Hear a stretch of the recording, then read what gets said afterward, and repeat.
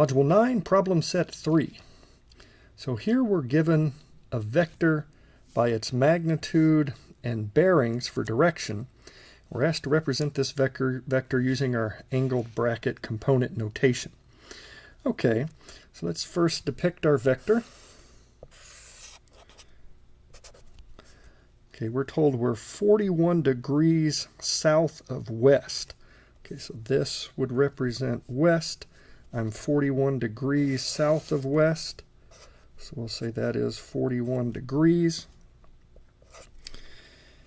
And I know the magnitude of this vector is 608 meters per second. Looks like we have a velocity vector here. And to express this in the angled bracket component notation, I will need to know the value associated with that leg and that leg of this right triangle. Okay, let's set about finding the component in the x direction. To do that, I'll recognize that is the leg adjacent to this angle. So if I were to take the cosine of 41.0 degrees, my component in the x direction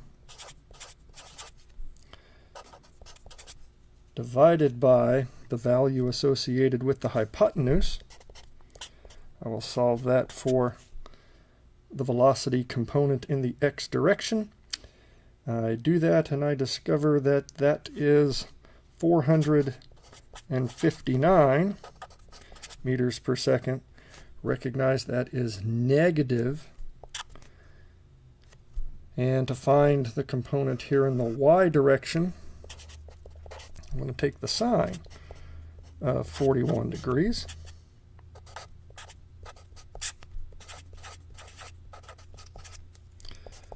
I again do the desired arithmetic here.